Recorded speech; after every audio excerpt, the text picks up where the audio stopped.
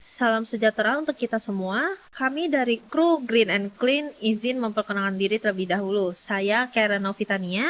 Saya Feren Sandoro. Dan saya Felicia Gozali. Hari ini kami ingin mengajak Bapak Ibu serta seluruh warga di sini untuk memulai sebuah gerakan kecil yang bisa berdampak besar untuk lingkungan kita, yaitu penerapan bank sampah. Bapak Ibu, sebelumnya bank sampah ini ialah sistem pengelolaan sampah dengan konsep seperti perbankan. Bedanya di sini, yang ditabung bukanlah uang, tapi sampah anorganik seperti botol plastik, kardus, logam, ataupun kertas. Sampah ini akan ditimbang, dicatat dalam buku tabungan, dan nilainya bisa diuangkan atau ditukar untuk kebutuhan pokok kita. Setiap hari, rata-rata satu orang Indonesia menghasilkan 0,7 sampai 1 kilo sampah per harinya. Bayangkan, dengan 100 kepala keluarga saja di lingkungan kita, berarti ada sekitar 100 kilo sampah per harinya. Dan sebagian besar masih bercampur antara sampah organik dan anorganik. Yang jadi pertanyaannya di sini, apakah semua itu dibuang dengan benar? Atau justru mencemari lingkungan kita sendiri? Lalu, kenapa bank sampah ini penting? Dan apakah ini terbukti berhasil? Yang pertama, di kota Surabaya, sejak diterapkannya bank sampah di tingkat kelurahan, volume sampah ke TPA Benowo turun signifikan, dan warga bahkan bisa membayar iuran BPJS dari hasil tabungan sampah mereka. Lalu yang kedua ada di Depok, warga RW 9 Kelurahan Sukmajaya yang menghasilkan lebih dari 3 juta per bulan dari hasil pengelolaan bank sampah secara kolektif. Ini bukan lagi soal bersih-bersih, tapi soal peluang ekonomi yang nyata.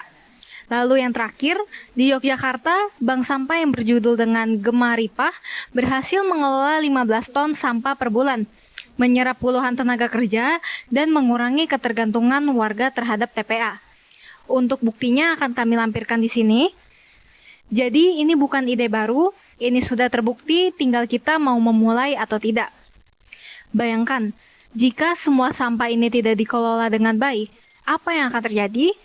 Yang pertama, saluran air tersumbat yang menyebabkan banjir saat hujan.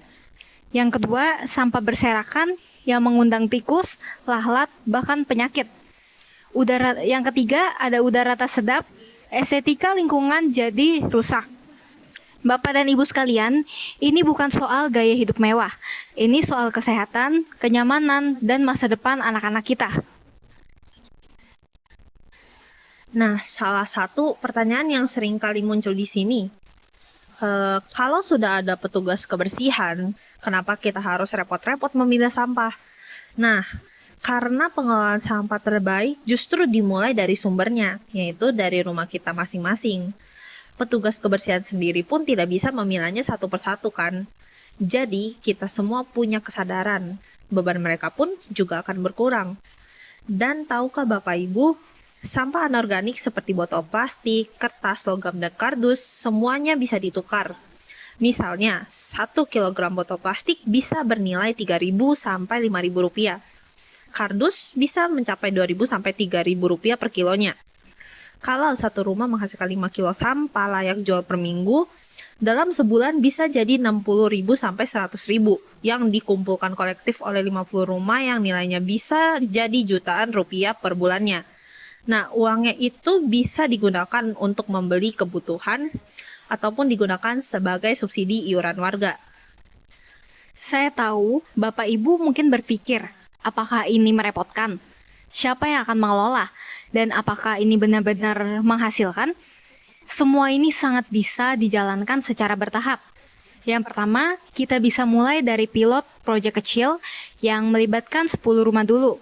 Lalu yang kedua, bisa bentuk tim penggerak dari warga. Mungkin ibu-ibu PKK, Karang Taruna, ataupun pengurus RT. Sistemnya bisa dibuat mudah. Yang pertama, sampah dipilah dari rumah, dikumpulkan seminggu sekali, lalu ditimbang dan dicatat. Yang kedua, tim pengelola menjual ke pengepul atau bank sampah induk, lalu hasilnya dibagikan atau disimpan sebagai tabungan warga. Bayangkan, jika anak-anak kita tumbuh di lingkungan yang bebas dari sampah berserakan, mereka bisa bermain tanpa takut genangan air dari saluran yang mampet. Kita sebagai orang tua bisa mempunyai tabungan tambahan hanya dari sampah yang dulu kita dianggap berharga. Kita tidak butuh perubahan besar, namun hanya butuh kesadaran kecil dari semua warga, dimulai dari rumah masing-masing. Sampah bukanlah musuh, justru dari sampah kita bisa bangun lingkungan yang bersih, sehat, dan bernilai ekonomi. Kami tahu perubahan butuh waktu, tapi lebih baik kita mulai dari hari ini daripada menyesal nantinya. Kita sedang berbicara soal kebersihan sampah saja, tapi juga membentuk karakter warga, terutama anak-anak, agar peduli terhadap lingkungan. Bayangkan anak-anak kita bisa belajar memilah sampah, menabung sejak dini, dan menghargai barang-barang bekas. Ini pendidikan karakter yang tidak diajarkan di sekolah, tapi kita bisa terapkan mulai dari rumah. Oleh karena itu, kami mengajak Bapak Ibu semua untuk mendukung pembentukan bank sampah di lingkungan kita. Kita bisa mulai dari hal-hal kecil dari di rumah masing-masing, dari niat yang sama, yaitu ingin lingkungan kita lebih baik. Kami mengusulkan adanya pertemuan warga untuk di minggu depan membentuk tim pergerakan bank sampah, menentukan jadwal pengumpulan dan mulai dari zona kecil di RT ini. Mari buktikan bahwa kita bukan hanya mengeluh soal sampah, tapi bisa jadi sebagian dari solusinya.